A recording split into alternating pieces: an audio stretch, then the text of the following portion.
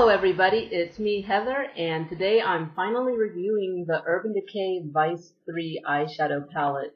So just want to say heads up if you guys hear any weird noises in the background. A neighbor of mine is having a birthday party with lots of children and lots of Tejano music. And earlier, before the Tejano music kicked in, I swear I heard somebody playing a tuba.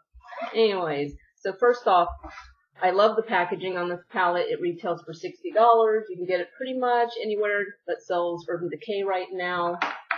It comes with this pouch, which I think is really cool. You could use it to carry your iPad if you have that, or any kind of electronic tablet. Obviously your eyeshadow palette. You could even use this as a makeup bag. So it's nice, just, makeup bag-like material. I like that. I think that's a great touch. I hope they do that with future palettes. And then the design of the palette itself is really cool, really reflective. It has a semi-magnetic closure, so it stays nice and closed. This does stay up for pretty good by itself, which is nice.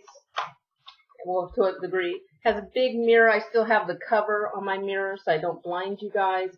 It has 20 brand new eyeshadow shades with different textures ranging from mattes to shimmers to satins.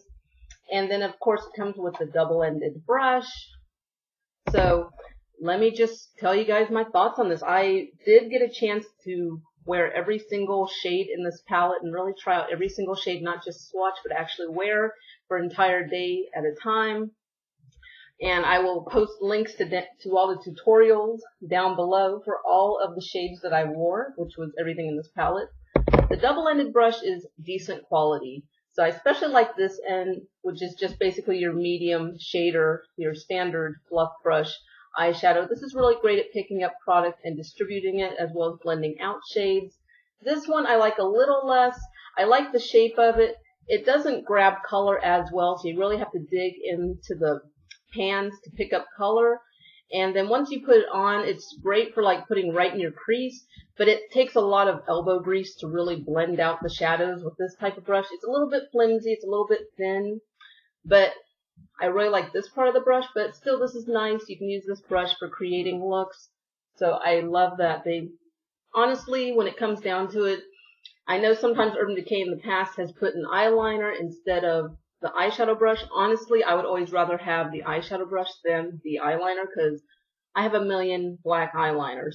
And if they put an eyeliner in the palette, it's always going to be a black one, so I'd rather have the brush. So I'm glad they put the brush in.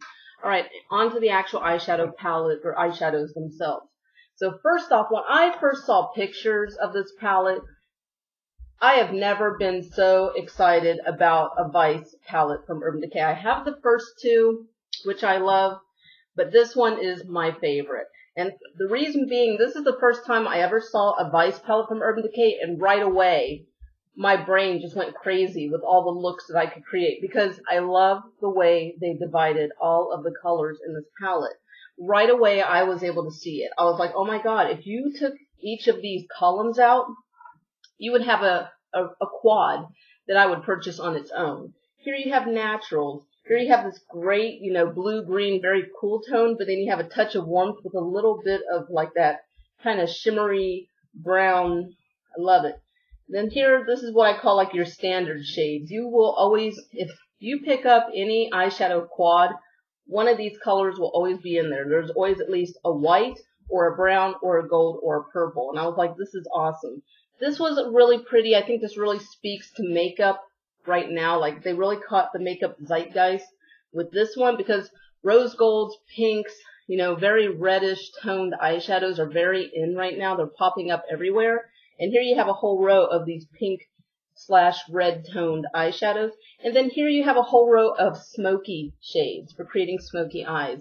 So I absolutely love the color selection. I love the way they laid out this one, because with the other Vice palettes, whenever I would look at those, even me, and it's as much as I love color, when you look at the other Vice palettes, the color is everywhere. It's just boom, boom, boom, boom, boom. There's no organization. So it can be a little overwhelming when you look at them trying to figure out what colors you want to pair together to create a look.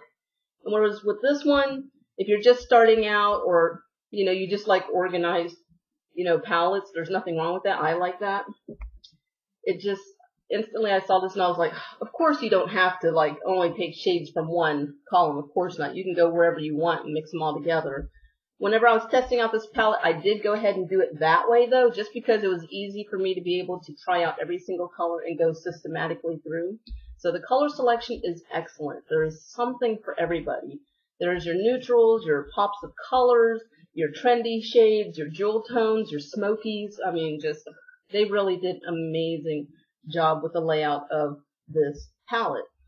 The formulations themselves, that's the only con. For me, it's not a huge con. It's just something I've accepted since the creation of eyeshadow, is that they are, this one in particular though, because for a while there, Urban Decay really had it spot on with all their eyeshadows, but lately, like for example, this eyeshadow palette, the formulation's extremely powdery. The pigmentation's out of this world. I mean, pigmentation's out of this world. It's excellent.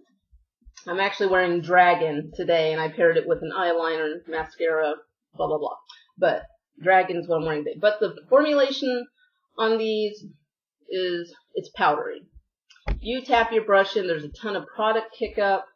You absolutely have to tap your brush off. If you don't, if you go straight from pan to eyelid, it's going to fall out all over your cheekbones, all over your face. You absolutely have to tap your brush off like crazy. And also the downfall with, you know, so much product kick-up is it makes your palette very dirty. So you have to really be careful that other colors don't mix in with the other colors. That's always really annoying because then you have to clean it off before you use it.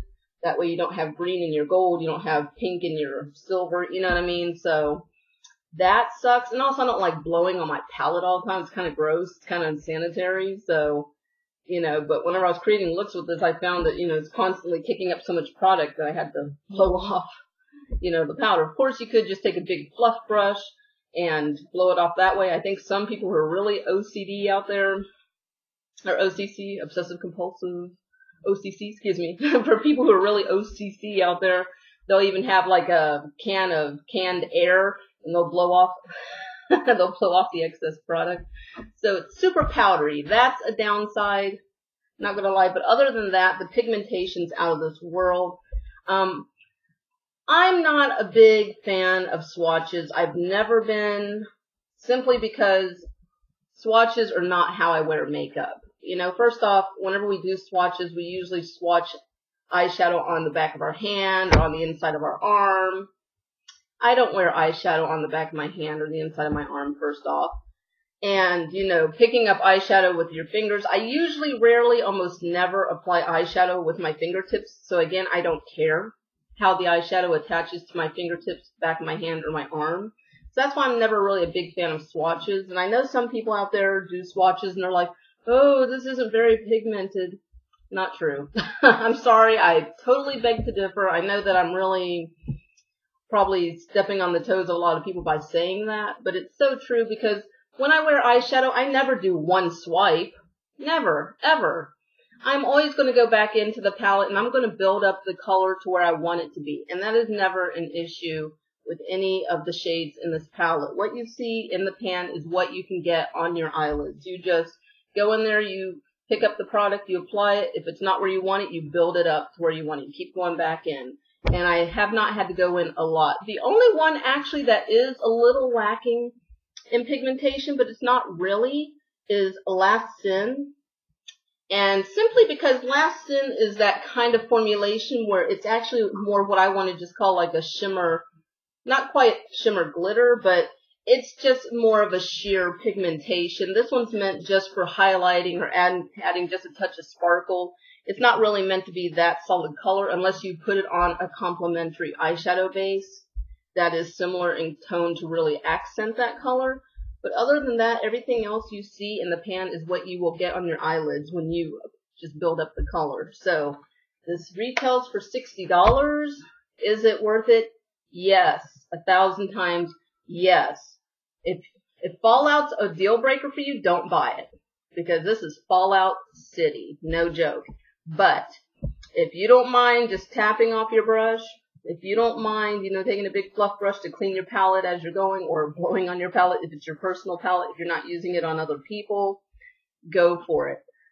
There's also the Vice Limited that's coming out in October. It's going to be available at Sephora and UrbanDecay.com, and I believe other retailers as well. It's going to retail for $58. A few people were able to grab it in advance from Sephora.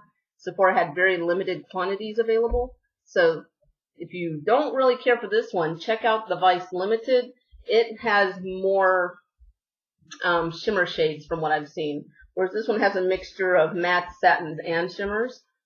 And I believe the Vice Limited only has about 3 or 4 matte shades in the whole thing. So I'm looking forward to trying to get my hands on that one since it's also limited edition as well. But grab this one while you can. It's definitely worth the $60. Alright, I hope this was helpful. Thank you guys so much for all the positive feedback you gave me on the entire tutorial series that I did for this palette. And let me know in the future if there's another palette you'd like to see me tackle in a similar fashion, and I'll do what I can. Alright, go ahead and leave any questions or comments down below. If you are not already subscribed, go ahead and subscribe. Please follow me on Instagram and Twitter, Tumblr. And thank you guys so much for watching. I'll see you in the next video.